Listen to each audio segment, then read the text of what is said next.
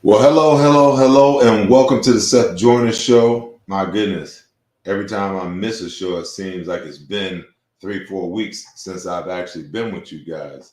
But we're here now, and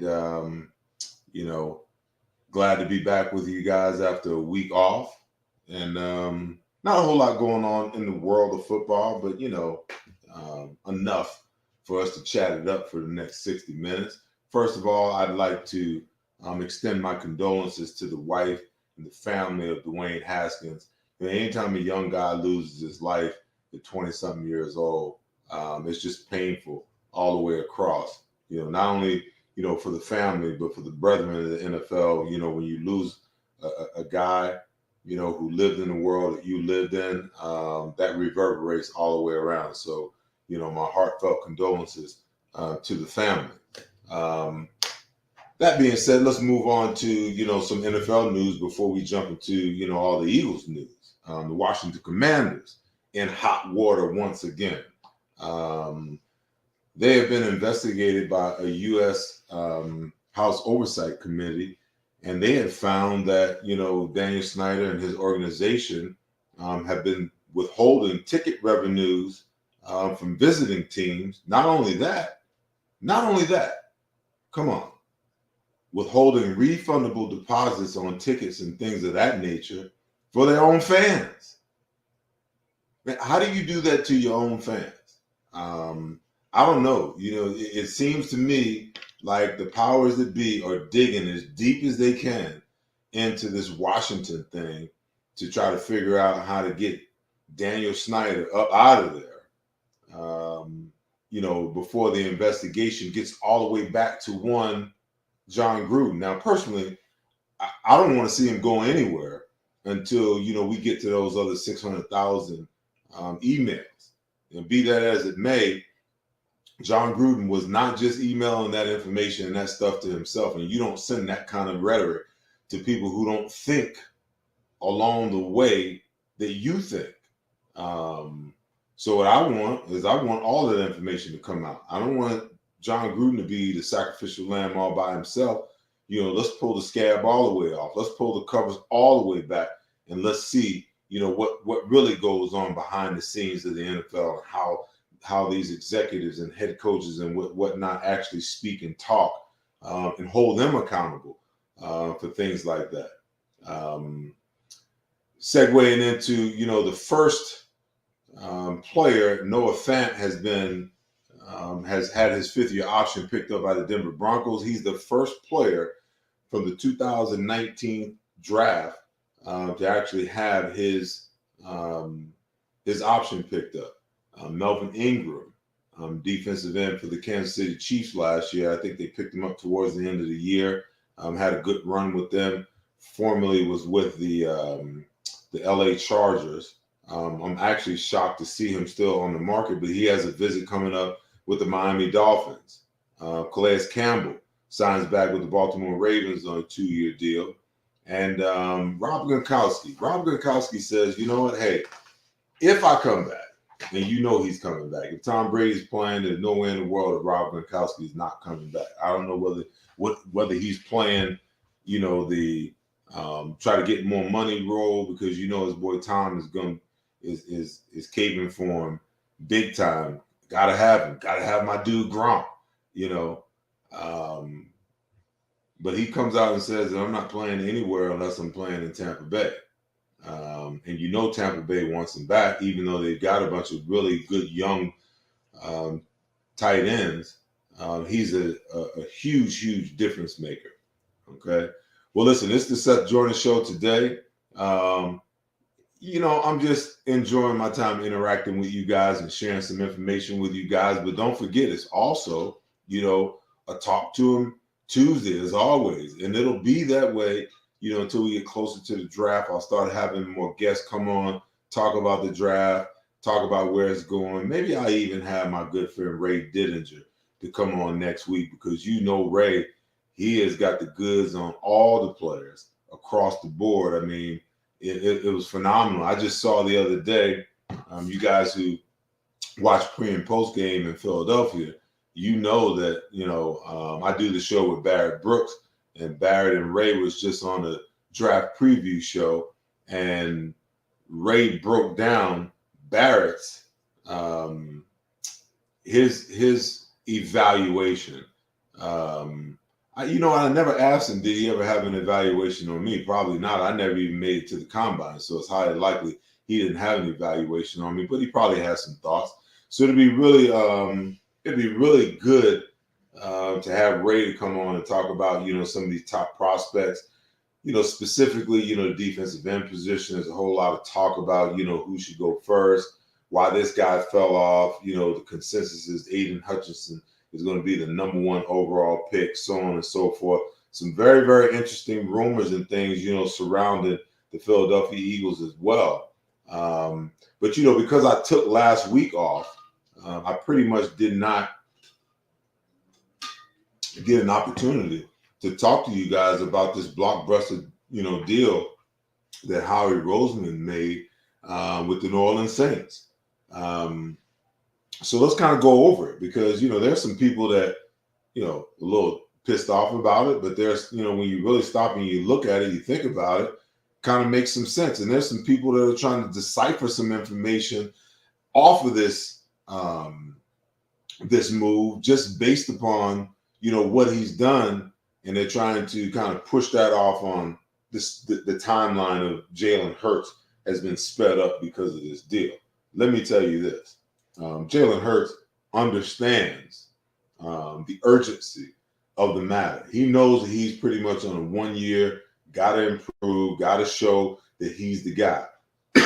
And no matter what the Eagles do, even if they draft a quarterback, that's not going to, affect that, because it's not way beyond, Howie in any stretch of the imagination to draft a guy.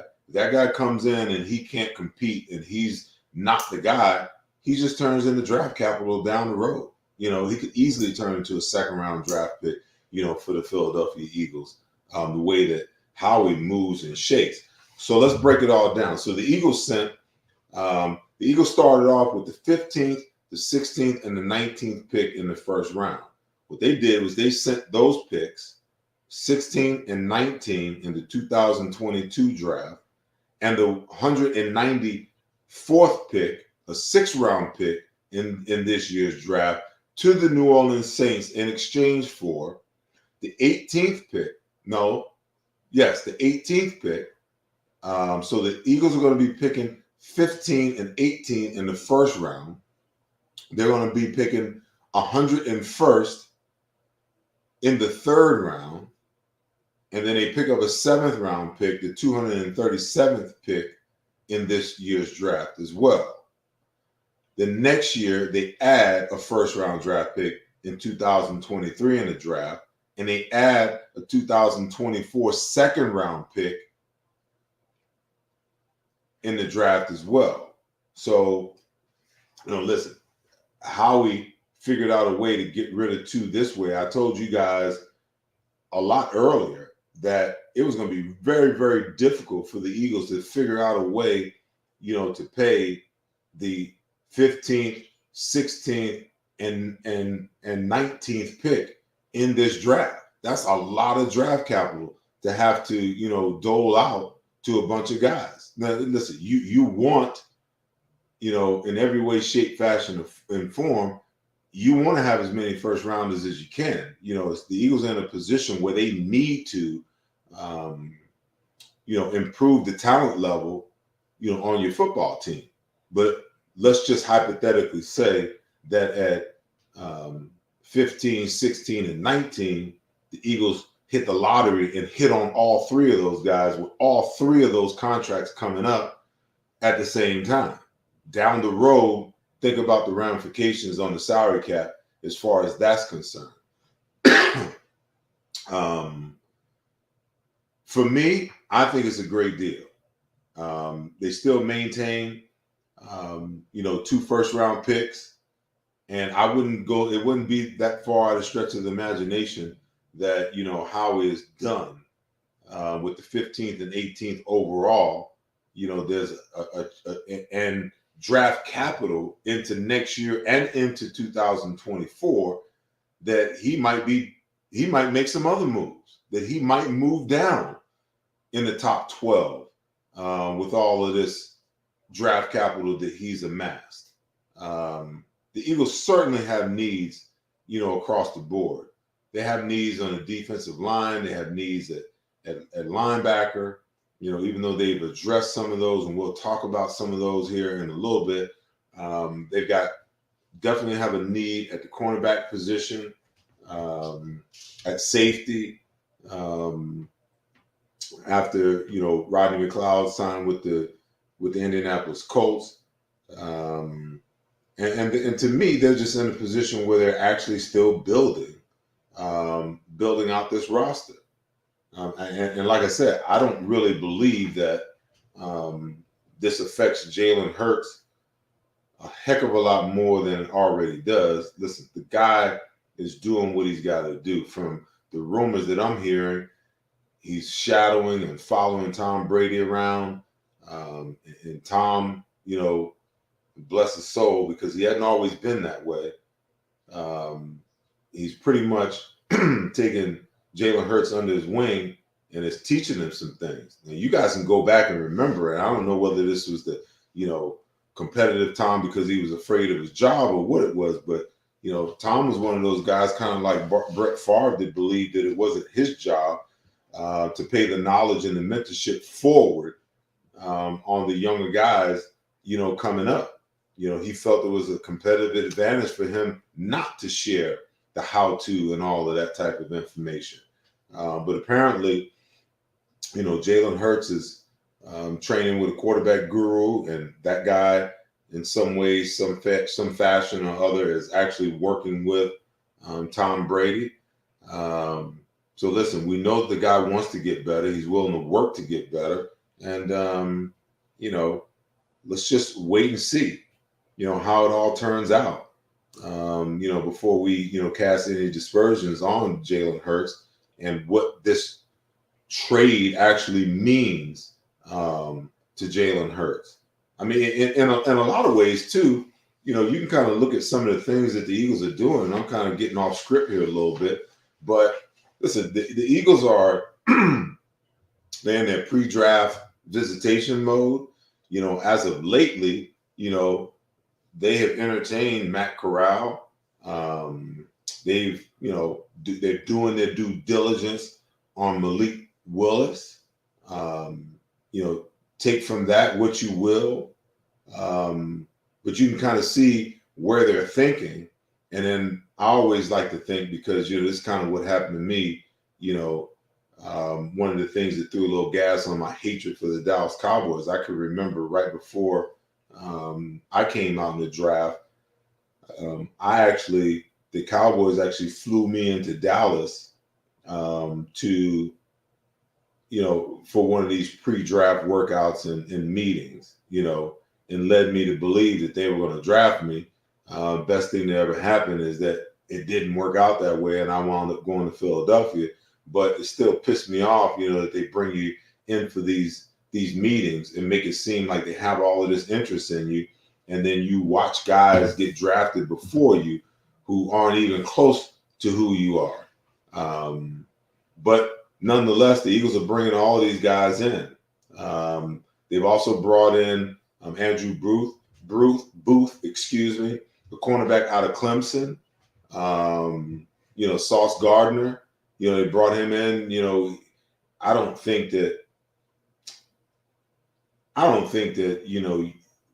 that he's going to last unless the Eagles make a move to move up for him, surrendering, one of those first round draft picks, or both of them, to be able to move up in a position to get him. I think he's a top 10 guy, maybe even a top 5 guy.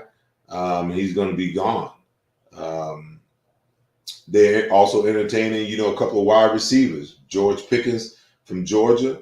Before this guy got hurt, he's one of the top wide receivers in the league. And I believe that, at some point in time, once he starts to get healthy, that, he's not on a whole lot of people's radar. People, are looking at the film from when he was healthy and probably projecting that he could get back to that. But I think he might possibly be one of the, not necessarily, he's flying under the radar, in my opinion. And I just feel like, that he might be one of those hidden gems in this draft that people are looking at. And not saying that, he's going to be a top pick, but the Eagles are looking at him.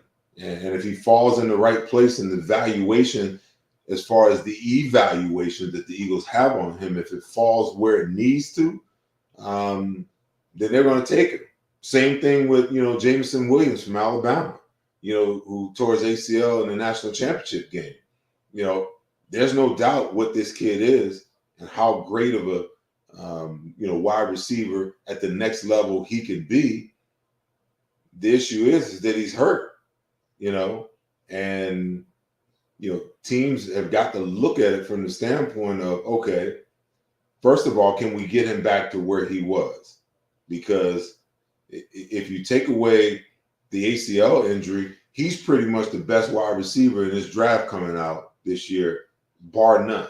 It's not even a dispute in a lot of people's eyes. Now, you can talk about, the two kids from Ohio State, very deserving, but a lot of people believe that this kid here, Jameson Williams, is the best wide receiver if you take away the injury. So the question is, okay, where does he fall? And when he falls there, do the Eagles take him at that position? Do they trade back? Do they wait for him to fall even further back? Because realistically, if you take him, at 18 or 19, are you saying that we're going to take him and then wait for him to get well? Kind of like, what they did with Sidney Jones. Now, I'm not trying to make the comparison of the two, but at the same time, this is the situation that you find yourself in, because you spend a high-level draft pick on the kid, and now you got to wait for him to get healthy so that he can prove what he can do. Now, here's another kid that I've been really, really intrigued with. And he's another kid that's under the radar, nobody's talking about. I did some research on him, and then lo and behold, I listened to an interview that he was on Sirius Radio not long ago. This wide receiver, and I think Aaron Moorhead, the wide receiver coach for the Eagles, was actually up in North Dakota State to work out one Christian Watson. When you watch this kid play, his numbers and everything are off the chart. 6'5", 208 pounds, 4.36 40, 38, vertical over a 10-foot broad jump. And more than anything, he's got his head screwed on correct.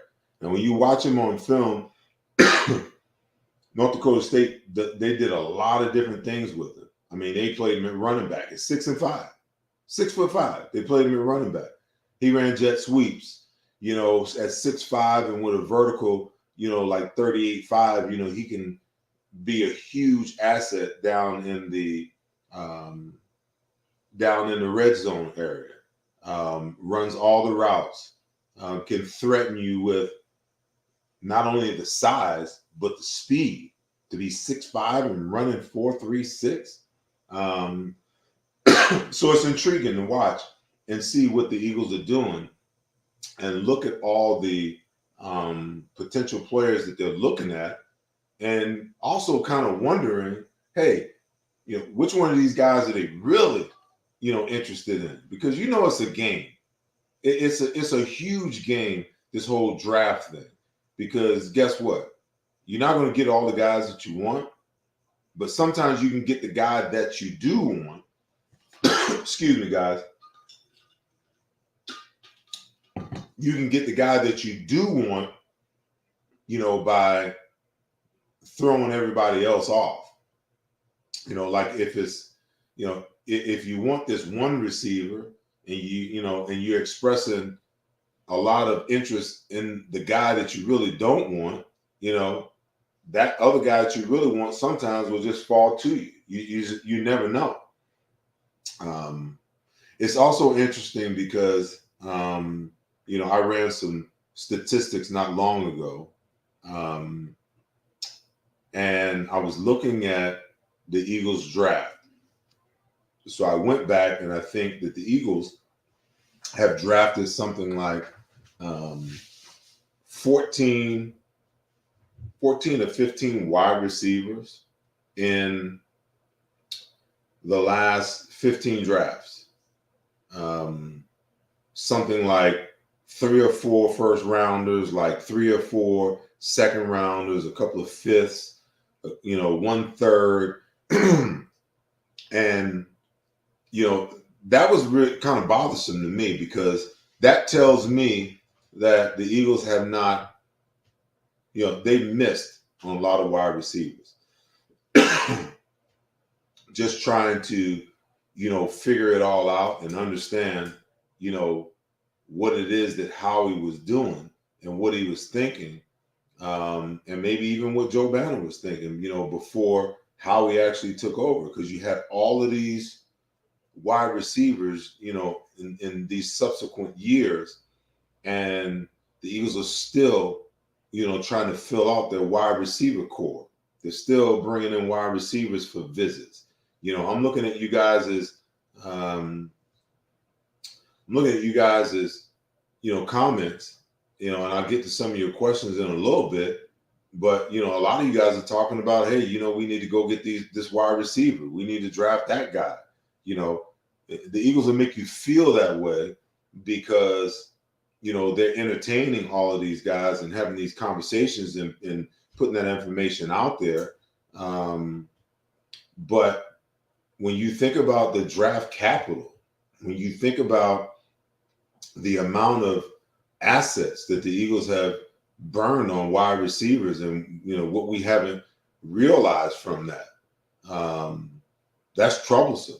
Because when you add that many picks to that position, then that position should be solidified. I mean, you realize the last 2 years, we picked a wide receiver in the first round, the last 2 years, 10 and 21 or 9 and 21, whatever it is that Devontae Smith was drafted at last year. I believe it was 10. So 10 and 21 last year. The years before that, we burned a second round on J.J. Arcega-Whiteside. You can go back to, Nelson Aguilar. I mean, the list just goes on and on and on. Those players at those spots being drafted that high should be fixtures, on the Philadelphia Eagles roster at this point. But yet and still, we're sitting here talking about the Eagles trying to solidify the wide receiver position. A little bit of, rumors going on around, Jalen Reagor. The teams are inquiring about him. Listen, to be honest with you, I think that Jalen Reagor needs a new home. He needs a change of scenery as much as we as fans and media probably need for him to be gone. Because, and that's not a slight to him, that's just the facts. Listen, Philadelphia is a tough place to play. It's not a place for every player or any type of player to come to this city. If you don't have thick skin and you're not really able to put on the blinders and plug your ears and go to work and get better, and give 100%, then it's going to be very difficult for, young guys to come into, our city and be successful. And listen, I'm not going to go so far to say that Jalen Reagor has no talent, no ability whatsoever. Obviously, Howie saw something in him, to move up and take him at 21. But I think other teams saw him, as a good prospect as well, just not in the first round, maybe a mid second round, mid to late second round. And Howie, in my opinion, probably reached for a guy that he probably could have had later on down the road, maybe in the next round.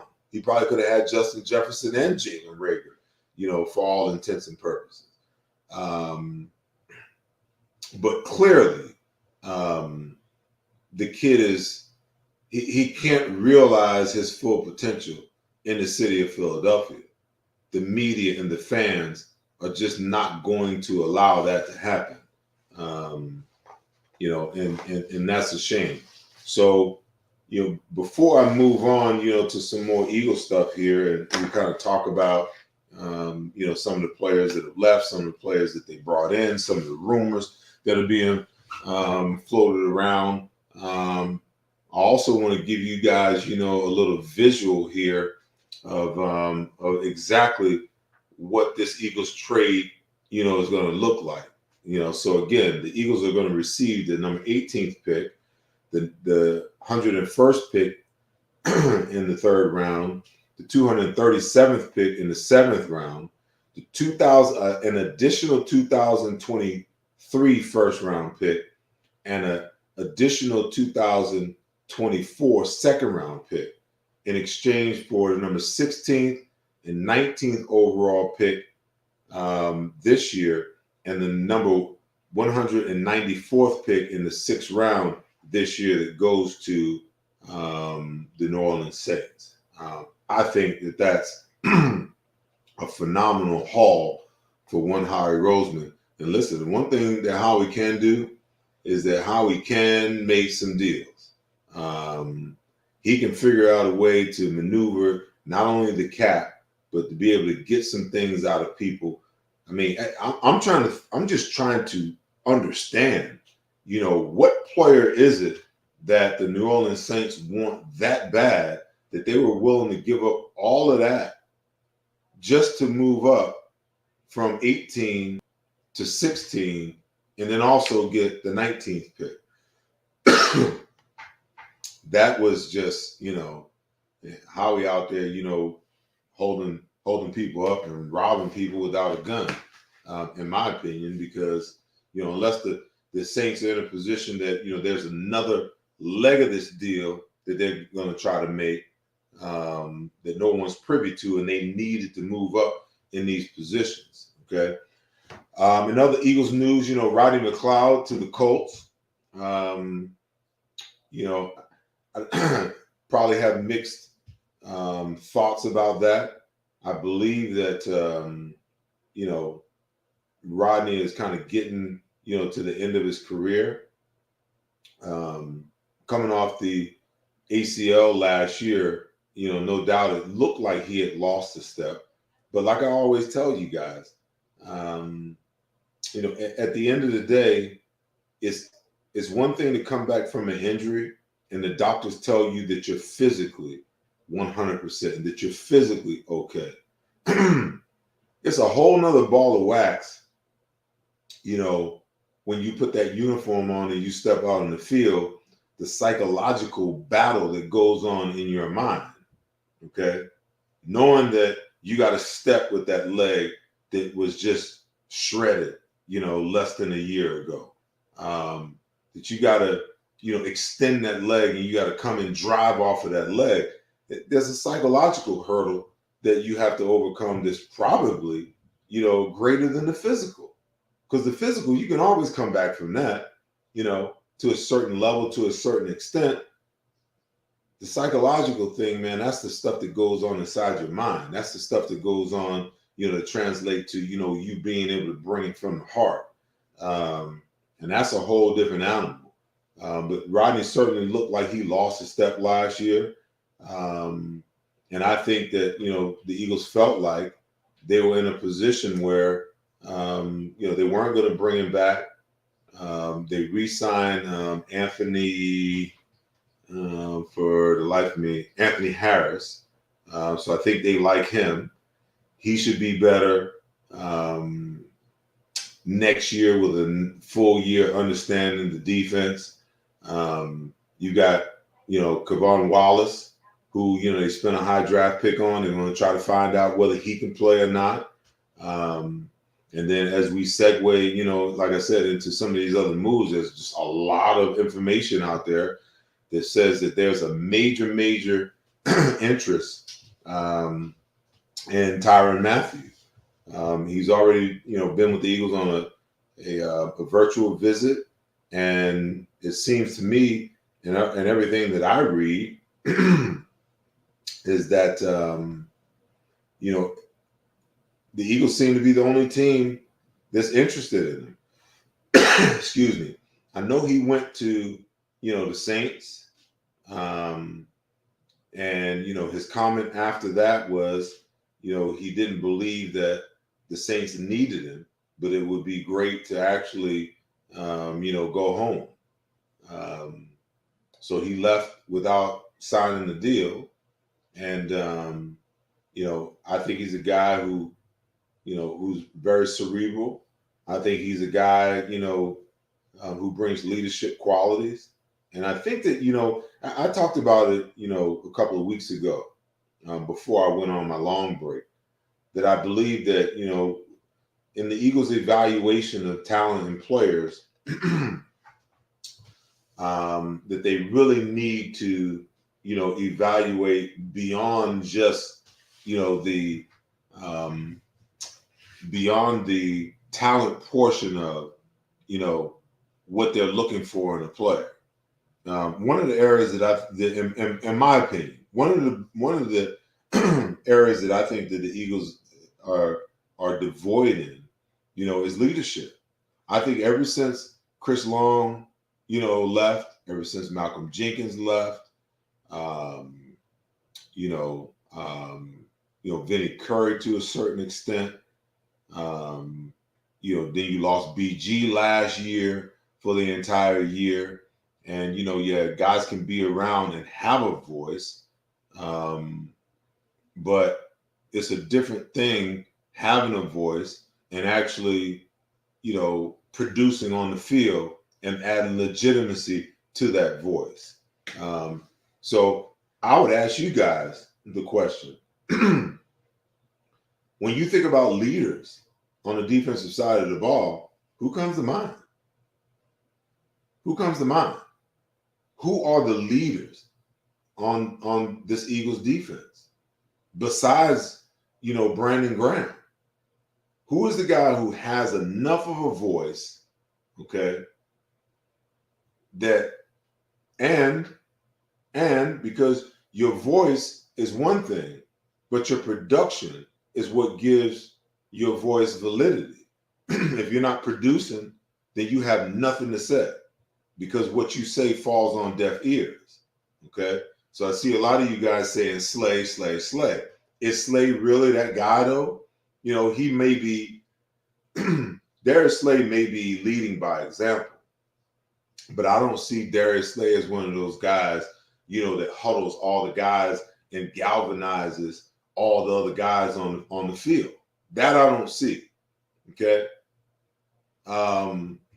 Fletcher, by default, because for so long, he's been the best player on the defense. We kind of look at him as the guy who is the leader. Okay. Is he though? Is he that guy? Does he have that charisma? Does he have that cachet that he can actually speak to the young guys and speak to everybody else on the team, and they follow? Let me see, because you guys are sending some good stuff here, so let me throw some of it up. So GV says Fletcher isn't naturally that guy. Maybe, but I also believe that sometimes, you get thrust in that position and you have to step into that role, whether you're that guy or not. Classic case. As great as Aaron Donald, has been over the last couple of years, it was the voice of Von Miller that went into the LA Rams the second half of the season and began to talk to Aaron Donald about how great he was and how he had to step more into his leadership role than he was already doing. And it paid off huge for them. Okay. So while some guys might not necessarily be, they might not necessarily have it in them, some guys have to, you got to find those guys. It's not just about talent. You got to have leaders. You got to have guys that can galvanize and pull guys together. You have it on the offensive side of the ball. You got it in Lane Johnson. You got it in Jason Kelsey. Clearly, Hurts is a born leader. Even if he's a young guy, he's just going to lead because that's what he believes, and that's he believes that at that position that he has to be that guy. Even if he's not ready, he's going to have his ups and downs. Every player does. So you have it on the offensive side of the ball. I mean, even, you begin to look at Dallas Goedert. I think he's moving in that direction where he can have a voice, and be not only a productive leader, but a leader, who leads by word. But when I look at this Eagles team, it's one of those situations where I don't see great leadership, on the defensive side of the ball. And the Eagles need that. I was very impressed with the Kazir, White press conference. I listened to it in its totality. I was impressed with Hassan Reddick's presser. But like I said before, you have to be a productive player in order to step into a leadership role. Because when you start talking as a player and you're trying to motivate everybody else, okay, and you're getting rolled up, or you're getting beat, or you're missing assignments, it's the quickest way to create factions on your team and in your locker room.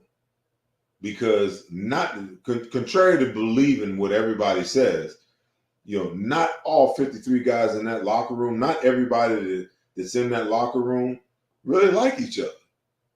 It's impossible for 53 guys to all be in the same locker room and everybody like and love each other. It just doesn't work that way. I've been on enough teams to know. Okay, I've had experiences with guys when I first came in, I didn't think I was going to like them at all. And then we wound up being really, really, really tight. So the tough thing is, trying to find that mix, because like I said, it will fracture the locker room if a guy who's not producing is trying to lead via voice. Because guess what happens? This faction over here is like, man, listen, he's getting beat like a war drum over there. Oh, he can't remember his plays over here. So you see how that fractures things. And this group is talking about this group, and that group is talking about that group, and that group don't want to hang out with that group. You can't have that kind of mindset in your locker room and be successful.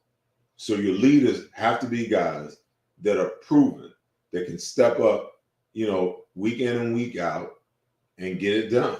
And if not, you're going to have problems. So, the thing that I've noticed about the Eagles and, how they drafted players the last couple of years, they drafted players that they thought were high character guys, high quality guys, guys who could probably be productive, but they weren't necessarily guys, who had great leadership qualities. Okay. And that has to be a big part of, what they do. All right. So love Kazir White, love Rodney McLeod, but he moves on, to the Colts. So some of these young guys are going to get an opportunity. I love the Kazir White move because it creates a lot of competition at the linebacker position. Okay. So you got, Hassan Reddick, who I'm still trying to figure out how they're going to play him. You're going to line him up at defensive end every single play at 235 pounds. He's shown the ability to play off the ball in certain situations as well. Now, he's not going to, earn that money that you paid him off the ball for the most part. But in being able to show some diversity to your defensive scheme, I think that you have to be able to move him around and do some different things.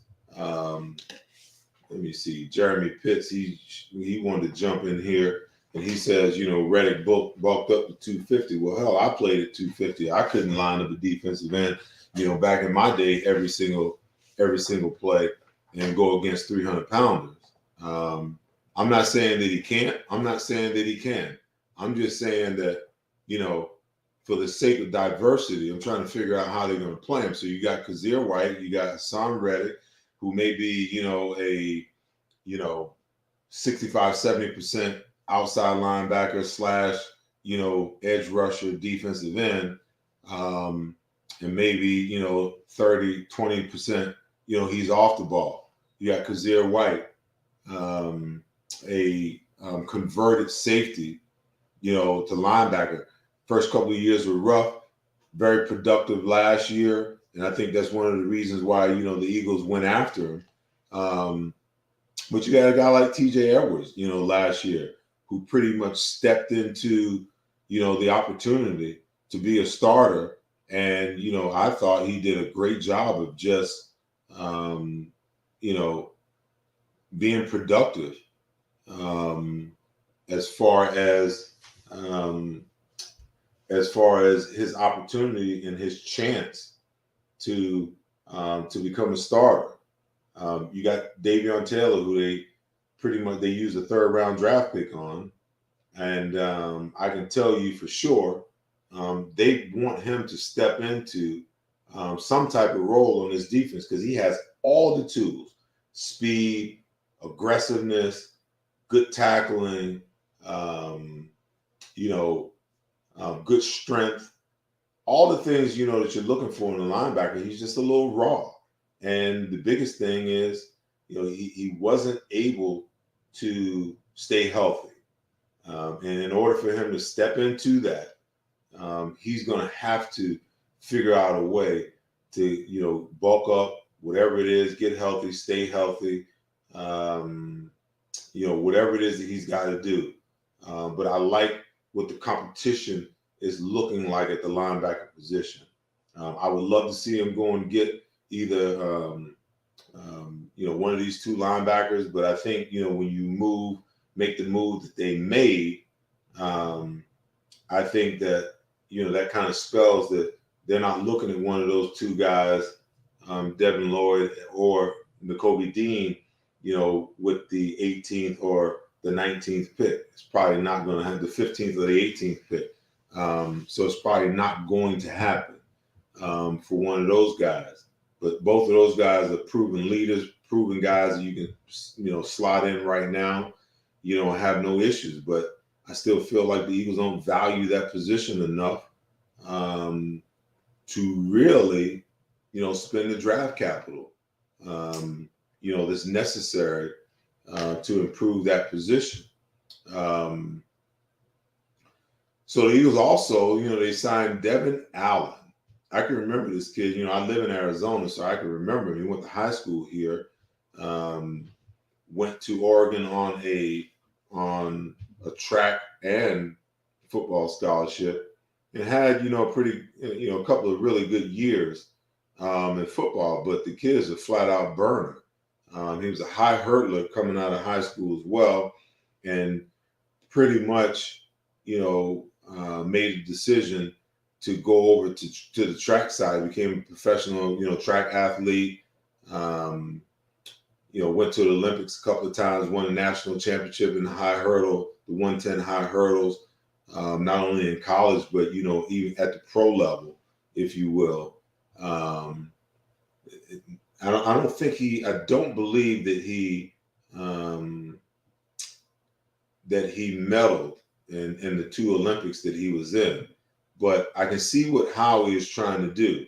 I guess he made a decision. He wanted to, throw his hat back into the football ring after, the track and field endeavors. And on April 1st of this year, 2022, he was actually at Oregon's Pro Day and logged in at 6'1", 191 pounds, ran a 4.3, 940, 34.5-inch vertical leap, and a 10-foot broad jump, explosive. But also believe that, Howie's looking at, okay, how can I get more speed on the field? Okay. I got Quez. Devontae Smith, he's a long strider, not the guy that's really going to run away from you, but if he can set you up and set you up with stutter moves and things of that nature, he can get deep. But where do we find that other guy that gives us the speed to be able to stretch the field? I don't know. I'm not sure. Listen, Cedric, let me put you up right quick. Cedric says, what about John Hightower? Listen, I've been waiting for John Hightower to emerge for I don't know how long, man. I mean, when he got hurt last year, I thought at some point, he would emerge. But even when guys got hurt last year, there was never really a clear path for him. And I over the last couple of years, I kind of heard, some disparaging things as far as, his commitment to the game that kind of made me raise my eyebrows a little bit. But we don't know either whether, Devin Allen can be that guy, who can really step right in, and be a force after not having played football, since 2016. 6 years away from the game. And I was kind of perplexed that he signed a 3-year deal because he's a perfect candidate for a guy. The only thing I can think of is that there was a couple of different suitors and how we wanted him so bad that they had to structure a 3-year deal, okay, in order to get him on a 1-year deal. Because no matter what, this has to look like, it's a look and see situation for Devin Allen. And maybe in order to get it done, another team was offering X amount and Howie had to, come up. And in the process of coming up on how much he offered him, he had to structure it under a 3-year deal that gave them enough outs in year 2 and 3 that if it didn't work out, it wouldn't hurt them from a salary cap perspective. That's the only reason. That's the only thing that I can understand why you would give a guy who hasn't played football in 6 years an opportunity to have a 3-year deal when you're signing, other free agents. You see them signing all over the place, on 1-year prove-it deals. Guys are betting on themselves.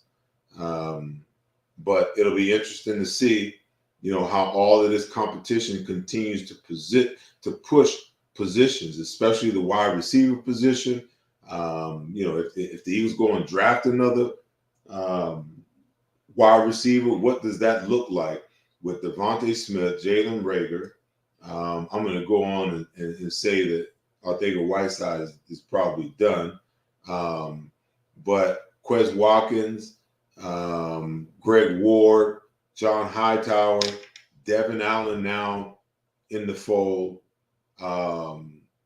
What's the kid from Indianapolis? Zach Pascal, who they just signed. And then if they potentially go in and draft another wide receiver, you're talking about 8 wide receivers in that draft room. In that wide receiver room throughout training camp. You talk about some competition, because to me, the only guy that, that would be in there that to me was 100% locked in would be, Devontae Smith. He ain't going nowhere. And maybe Quez Watkins. I would imagine, I would go so far as to say, is the other 3 to 4 spots that might be open at the wide receiver position up for grabs, to the rest of those guys. So maybe that's what, Howie Roseman is actually looking at at that position. Then you look at the linebacker position and all the guys that are there.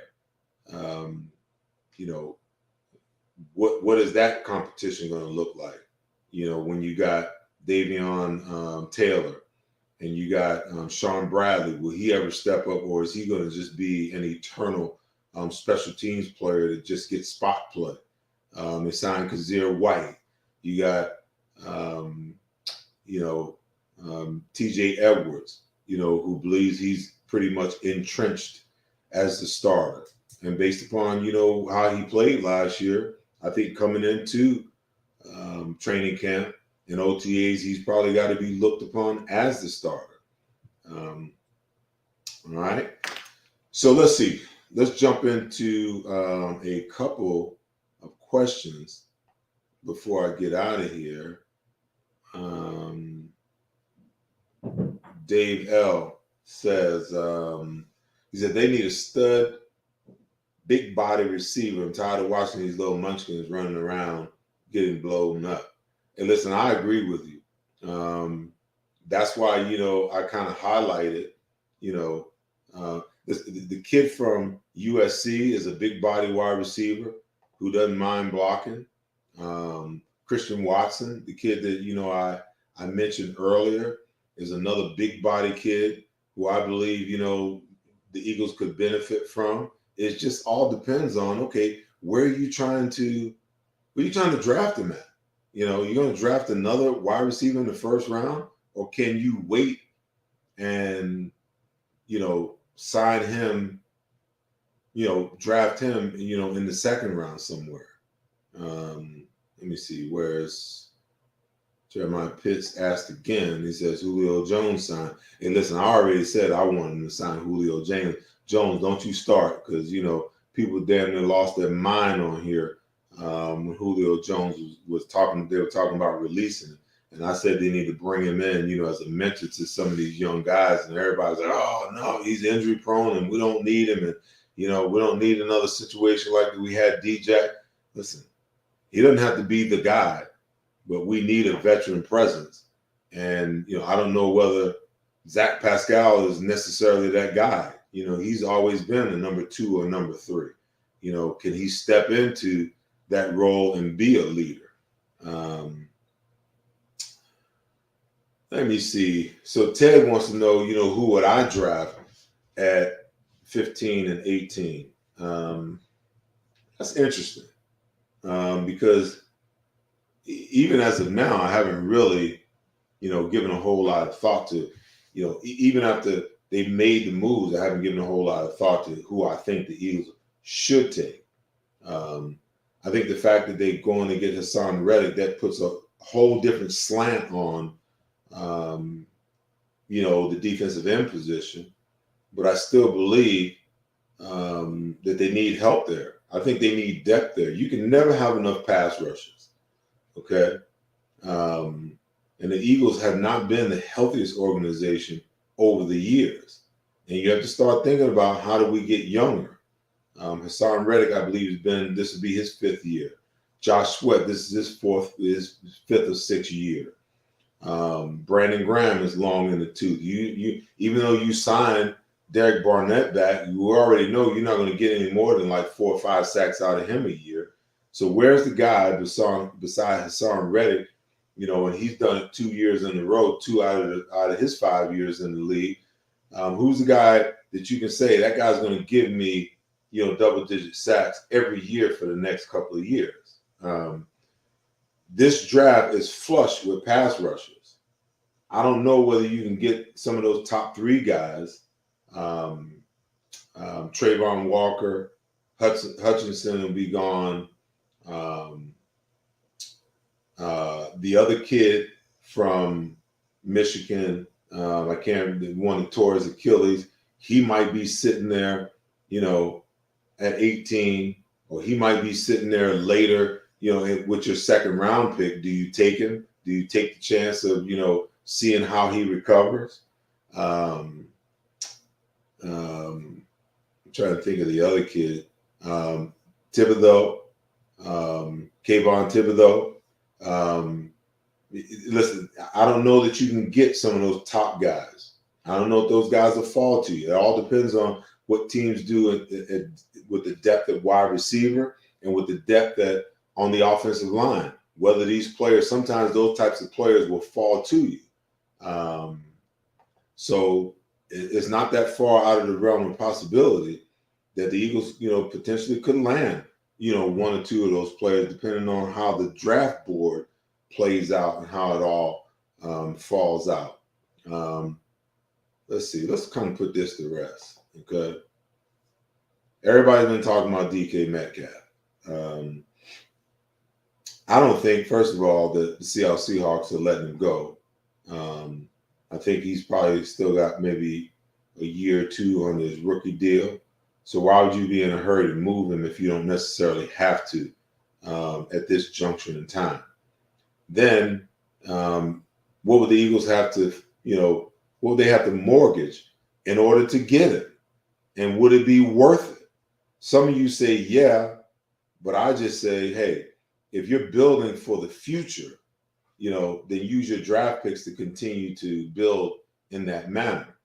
If you're trying to build and you feel like you're at that point right now where you can make a run at the Super Bowl, then absolutely. You do all the things that you saw the Los Angeles Rams do last year to win a Super Bowl. You go and you mortgage those picks and you bring in players that you feel are going to help you get over the hurdle in order to win. Eagles aren't at that place yet. So in my opinion, you don't mortgage those picks and you don't make those types of decisions until you're in that position where you can actually do it. All right. All right, guys. I think I'm going to bow out there. Always great to be with you guys. As always, take care of each other and be good to each other. But most important, make sure you love each other. I'll be right back here next week, same place, same time, with another great show for you guys. And, take care. See you soon. Peace.